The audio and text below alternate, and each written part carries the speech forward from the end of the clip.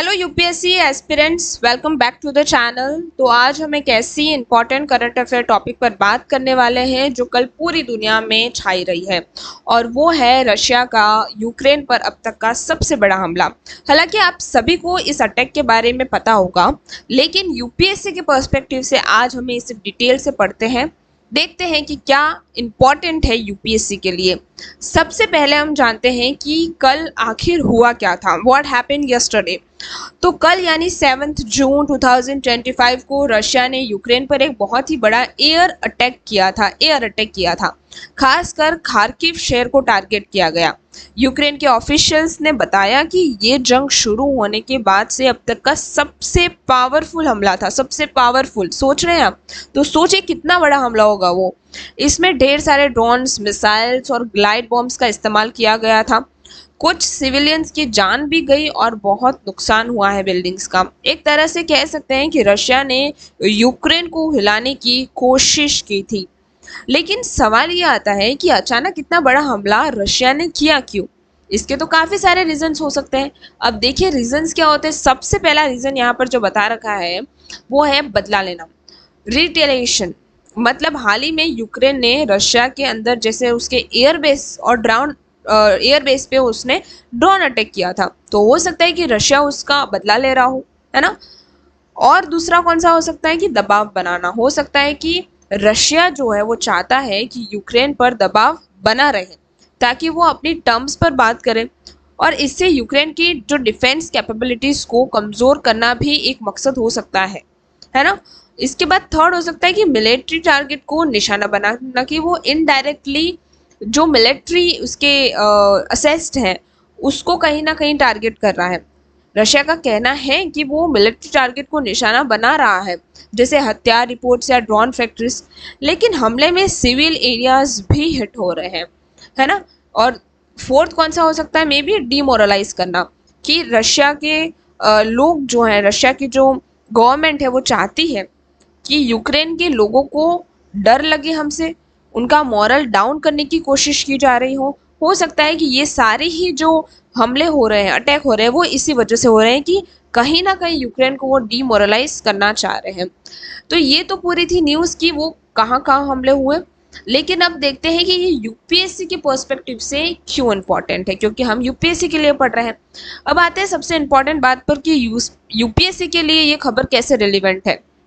जब भी आप ऐसी कोई इंटरनेशनल इवेंट देखते हैं तो उसको यूपीएससी के सिलेबस से कनेक्ट करना सीखिए। सबसे पहले ये जो आता है वो इंटरनेशनल रिलेशन जीएस पेपर 2 से रिलेटेड होता है। ये सीधा सीधा इंटरनेशनल रिलेशन का टॉपिक है।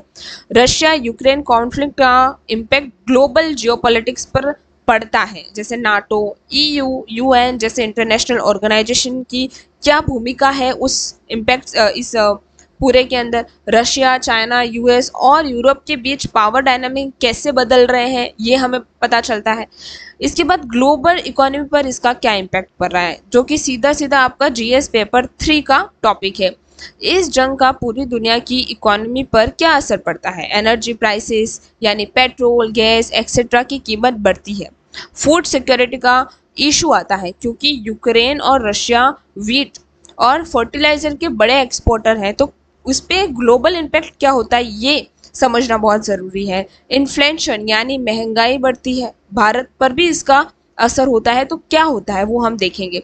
इसके बाद नेशनल सिक्योरिटी जो जीएस पेपर 3 का है, जब दो देश लड़ते हैं तो उसकी सिक्योरिटी की जो स्ट्रैटेजीज है वो बदलती हैं। न्यू वॉरफेयर टैक्टिक्स जैसे ड्रोन का यूज़ करना, साइबर सिक्योरिटी अटैक, ये सब भी नेशनल सिक्योरिटी का हिस्सा बन जाते हैं। इसके बाद ह्यूमैनिटेरियन क्राइसिस मतलब जीएस पेपर 1 और 2, मिलियन लोग डिस्प्लेस्ड हुए हैं, रिफ्यूजीज की समस्या है। ये एक बहुत बड़ा ह्यूमैनिटेरियन क्राइसिस है जिसके सोशल और इकोनॉमिक कॉन्सिक्वेंसेस होते हैं। एंड देन इंडिया की फॉरेन पॉलिसी जीएस पेपर 2 से रिलेटेड है, कि इंडिया ने इस कॉन्फ्लिक्ट पर क्या स्टैंड लिया है, वो रशिया और वेस्टर्न कंट्रीज के बीच कैसे बैलेंस कर रहे हैं, और हमारा स्ट्रैटेजिक ऑटोनॉमी क्या है। नॉन अलाइनमेंट की पॉलिसी क्या अब तक है, क्या मतलब है अब इसका, कि क्या वो दूर ही है उन सब चीज़ों से, है ना। इंडिया ने शुरू से ही डायलॉग और डिप्लोमेसी के थ्रू पीस की बात की है और हम किसी भी तरफ झुके नहीं हैं। हमने इंसानियत के नाते ह्यूमैनिटेरियन एड भी भेजी है। हमारे लिए एनर्जी सिक्योरिटी और फूड सिक्योरिटी भी इम्पॉर्टेंट है। तो हमने रशिया से भी रिलेशन बनाए रखे हैं और वेस्टर्न कंट्रीज से भी। इसको स्ट्रेटेजिक ऑटोनॉमी कहते हैं, जो यूपीएससी के लिए एक की कॉन्सेप्ट है।